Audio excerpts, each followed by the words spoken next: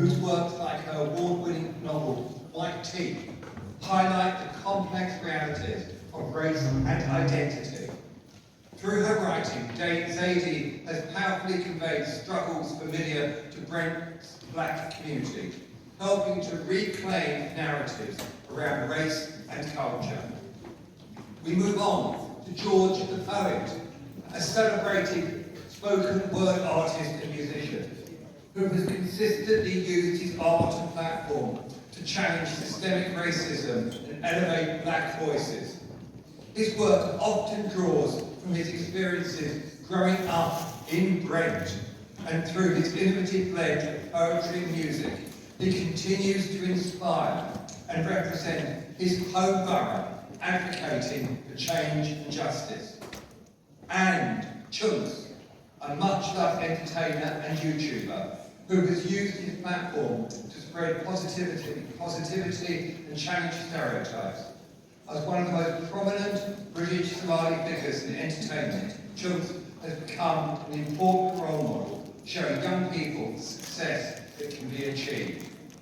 However, reclaiming narratives isn't just down to the work of those I have mentioned. It's something each of us contribute to in our own way, whether it's through sharing stories, educating ourselves and others, or supporting local black businesses. We all have the power to challenge stereotypes and reshape how black history and culture are understood. Every conversation, every action, however small, can help to reclaim and rewrite the narratives that impact on the community. This evening, we are fortunate to hear from more inspiring voices, each with their powerful stories to share. That's why I'm excited to hear tonight's speakers and performers, who will help us celebrate the achievements of the black community in Brent and beyond. Thanks again for coming to celebrate with us this evening. And I hope you leave inspired to continue honouring and celebrating black history and culture this month, and indeed every month. Thank you very much. Back home to the flames.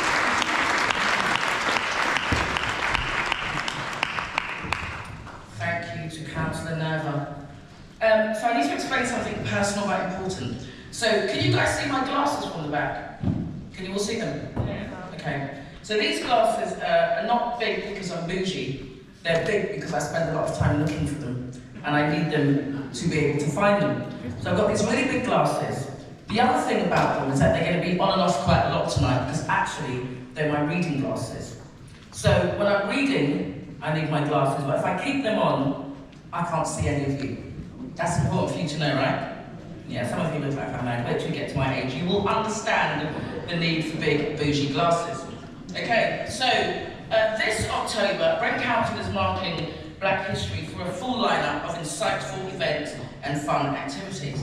But this Black History Month also coincides with the Becoming Brent project, which aims to understand and document the impact of the British Empire on Brent during the 100-year anniversary.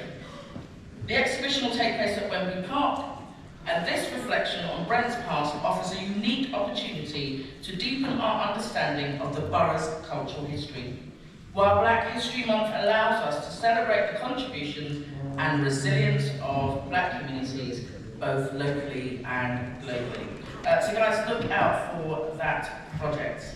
It's happening right here. Okay, so as a young person, I did every sport going. My dad could not keep me inside, so he sent one of my brothers out with me. I did gymnastics, I did football, I did Middlesex Ladies. I was always out doing something physical. And when I was doing football, I realised that much of my friends were not doing football, so it was trying to kind of explain to them how much I loved football, and they just didn't really get it, although I did netball. So I'm really super excited about the next project and the next aspect of this evening. And it's about a project called Empower to Achieve. That's really important. I love that. Empower to achieve. Because it's often difficult to achieve our goals. Sometimes it's difficult as women to navigate our way in a male-dominant environment or game or hobby. And it's even more challenging if you're a black woman. So I'm really excited now to introduce to you 3 women who are going to be telling you about their wonderful story. So I'd like you now to welcome Connie Henry MBE, who is a Commonwealth Games bronze medalist in strength.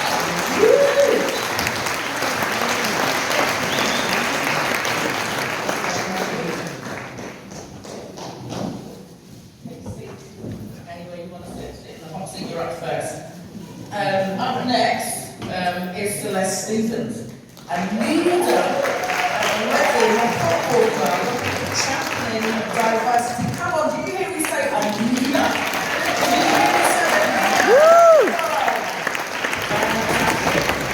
And up next, we have Lorna Falconer, an advocate for the Jason Roberts Foundation with a career spanning key roles in football clubs.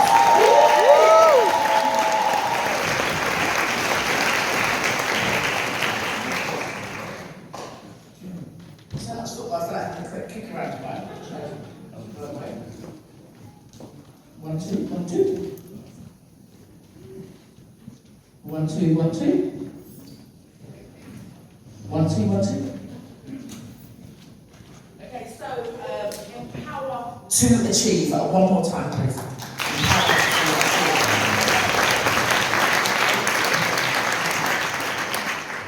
Okay, so I first met you ladies, well, not totally the first time in Connie's case, but I did meet you at the Jason Roberts Foundation. And I was excited then when I heard your story. So is Connie in a good place? Can you guys see her? What about if you sit there? I think they can't see you. Is that better? Is that good? And can you guys still hear me if I kind of turn to the side? Okay, someone's going to let me know if they can't hear me. And I'm going to ask you a series of questions. And then you're going to have an opportunity to engage with the audience. But before we do that, Connie, as you were up first, just give the audience a kind of a synopsis about Connie Henry. Who's Connie Henry MBE? Just a brief introduction.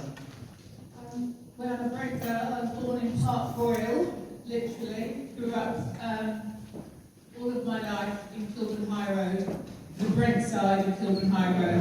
It's important. The line. And you know, and from that base, from that home, that support network, that wonderful culture of Brent. You know, everything I got came from there. I started training at Wilson Sports Centre. I met some incredible people. I believed in myself. First generation to do A-levels, first generation to go to university, first generation to get a qualification, a teaching qualification, and it all came from Wilson Sports Centre on that track on Brent. Do you know, you said a number of things, but the thing I loved most is that you said, I believed in myself. That is so empowering, because it takes a lot, actually, to believe in ourselves for a number of different reasons. So I'm really excited about the fact that you said that. I think that's a really profound statement to make. So thank you, Connie, for your brief introduction to Brent and Woolston Library and all of the wonderful things that you've done during that time. So let's go to Celeste Stevens now. And then we'll go to Lorna. So Celeste, tell us a little bit about your life, maybe a little bit before you went on to do what we're going to be talking about today. What can you tell us about your earlier years? Well, also a Brent girl. You're also a girl. Yeah, born in Central Middlesex Hospital. Come on, guys, Central Middlesex, anyone else Central Middlesex? Half the room, you're not family. Went to Leopold Primary School. Yeah, so very much Brent. I will say I visited a couple of secondary schools, but very good. It all ended well. So yeah, born in Brent, raised in Brent, grew up in Harlesden Methodist Church, to be honest. That was my place. So yeah, my foundation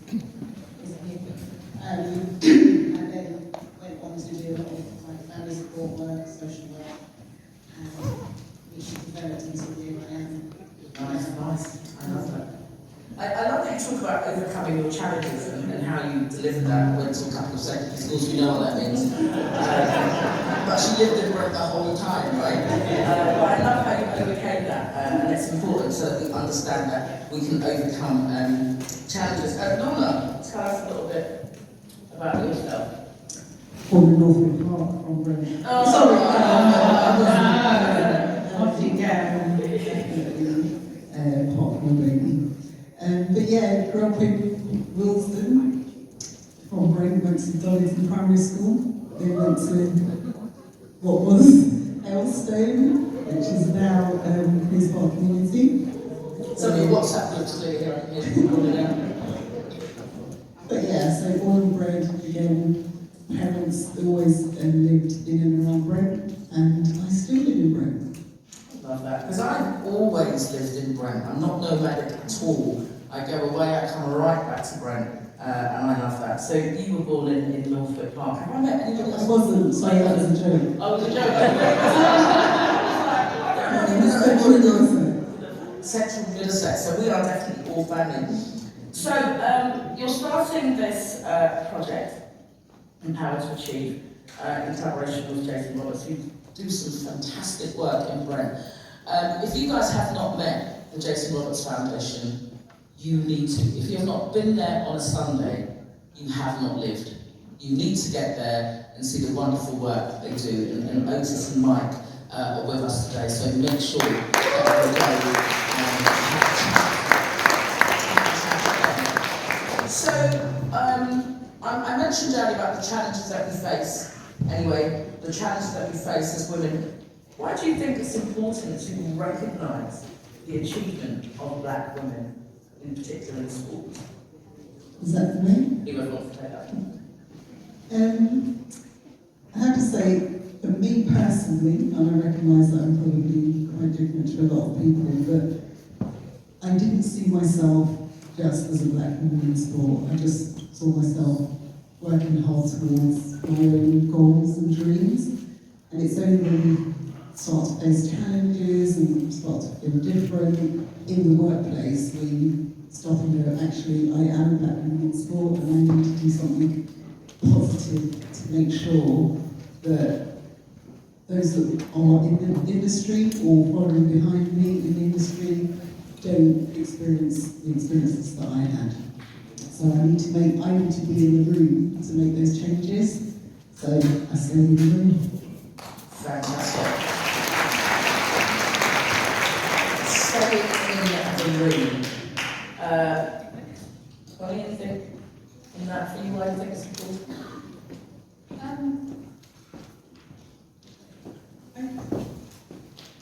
I think it's important for the obvious reasons that we all know, that, you know, you have role models. It's always fantastic. But I personally didn't have a role model. I had incredible people, and I had sport. What I kept doing, what I still do, is just keep, you know, reaching for the top. So, and what happens is, as you keep climbing and as you keep reaching for the top, and there's a poem on this, you unconsciously, you just allow everybody just wants to kind of do what you do. That person done that. I don't always feel like you have to turn around and specifically pay it forward.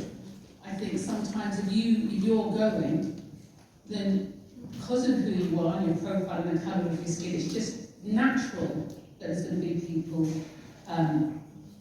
that follow in your way. And then you get lucky enough to be invited to events like this. And you can really specifically pay it forward. If you spend all of your time only looking down and paying it forward, then you can't get what you wanted, and you're never helping anyone. So I feel like that. I do have to say one thing though, actually, but in terms of role models. Maybe in hindsight, at the moment, I didn't think I had a role model, but when I think about it, 15 years old, the very first time I walked onto the track at Wilson Sports Centre, there were 2 people sitting over there. When I was 15 years old, and on my 16th birthday, a couple of days later, Grace Cameron walked up to me on that track and said, "Here's a Brent t-shirt, happy birthday." And I tell you that because it's about complete full circle. It doesn't matter where I go or what I do, the people that have held you from when you were young still hold you today. And I'm going to ask Grace to stand up. Can you stand?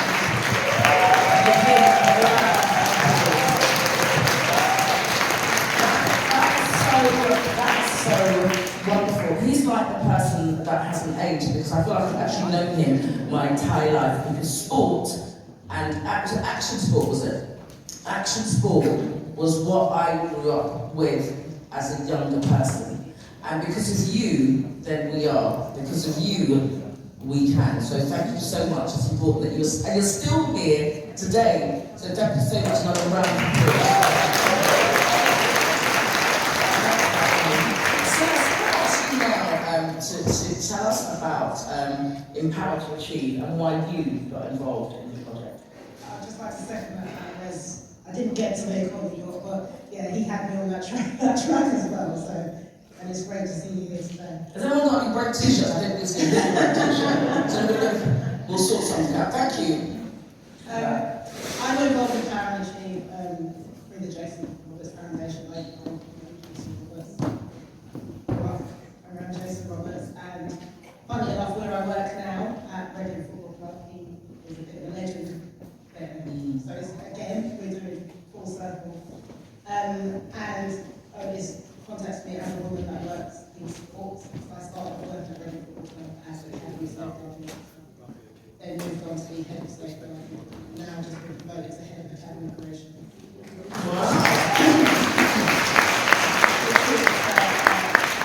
A challenging job, but I'm ready to step up to the challenge. So Otis spoke about this and about how we, women working in sport, can empower young girls and younger women and understand that they are able to reach where we've got to. I remember being at school and going on work experience, and every black girl in my class was assigned to a nursery. I remember saying, I'm not doing it. Funny enough, I went to work with children, but I wasn't doing it. I wasn't doing it then. I'm not going to work in a nursery. I went to work at the in the marketing department.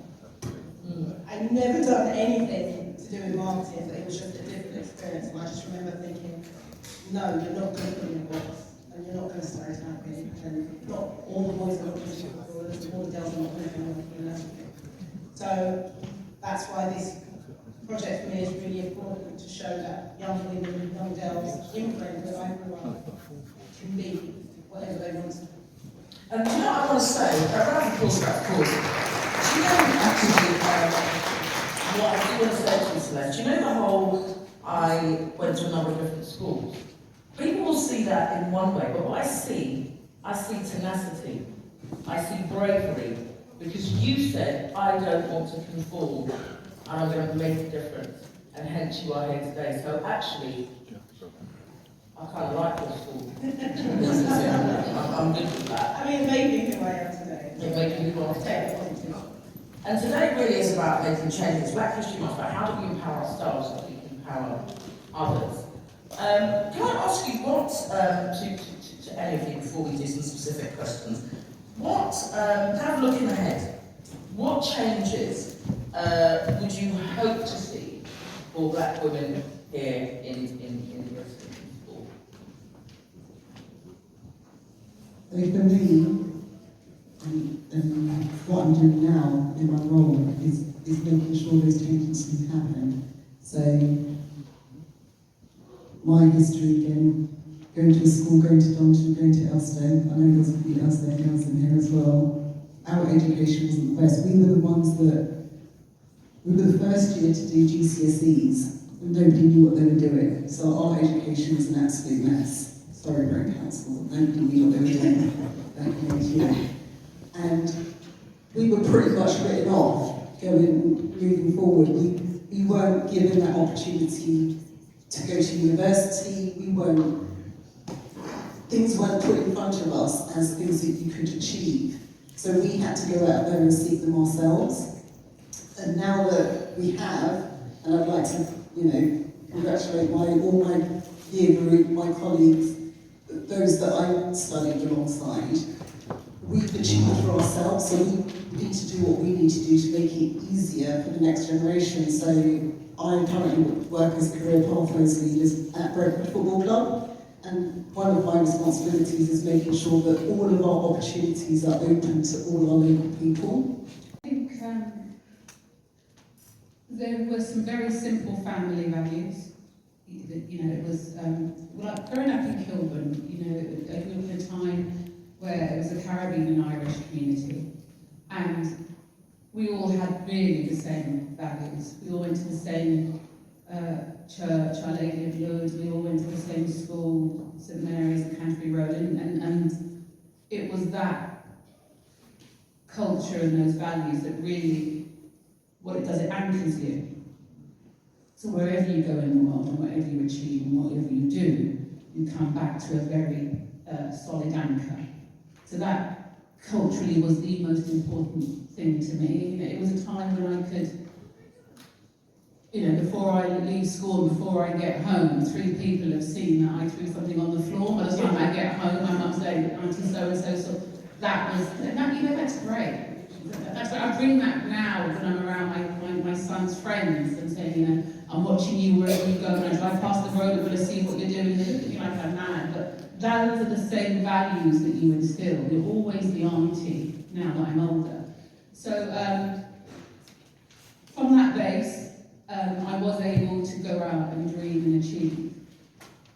I did want to sort of make the point, both Lorna and Celeste sit here so humbly, and for everybody in the room.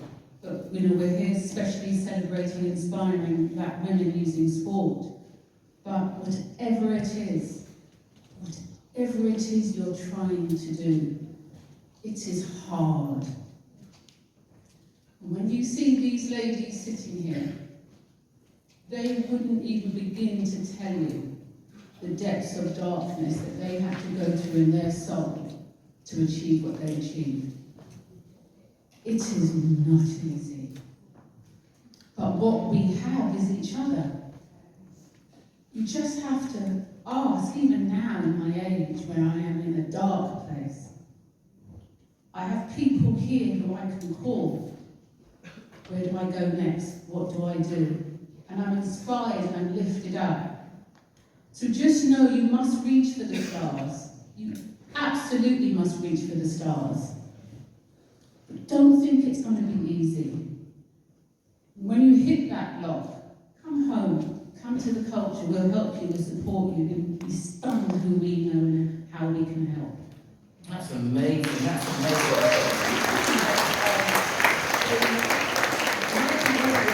Because we talk about, I'm sure you're familiar with, it takes a village to raise a child. But actually, we still need that village, as Connie said, when we're elders. Don't leave the village, return home. Just quickly, I first met Connie in the 90s, and Connie was running an after school club and I was volunteering. And I don't know Connie, I'm just going to show you. Connie would arrive at 3 o'clock.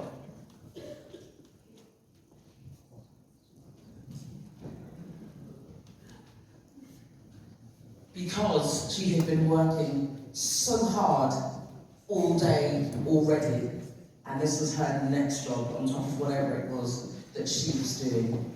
And so it makes sense to hear her story and to see her now. So I want you guys to put your hands together for women and men and everybody who do 2 or 3 jobs so that we can make homes meet. Those of us who have to change several schools so that we can become who we are today. I'm not going to take up much more time, so I don't want to tell you all about the project. I want you to check out Jason Roberts, but I've got a few more questions to ask. I can't see Tom or anybody to give me how doing for time. Have we got any time for any questions to the floor or not? Yeah, if we can get on to questions from the floor soon, yeah. Okay, cool. Right, that means, right, let me just ask, Celeste, what messages or legacies do you hope to leave through the work that you do? Well, I working with football.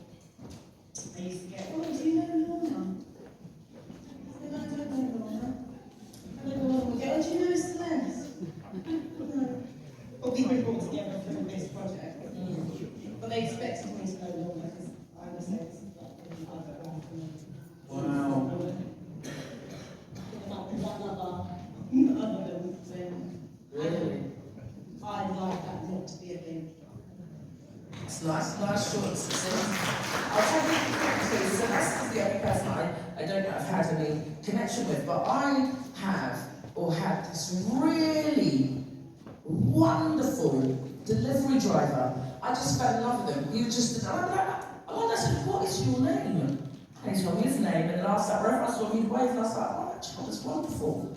And I say, show me the child, and I will show you the parent. This is his mother, sitting in the middle. He is wonderful. I just adopted my child, having not known her. And so it pays when we talk about legacy, because we are the first teachers to our children. We are the role models. So you know when we're sitting on the sofa eating our food and we're trying to get our child to sit at the table? No.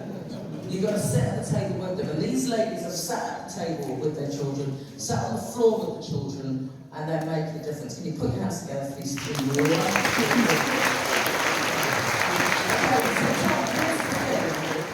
I am not physically able to run around with the mic.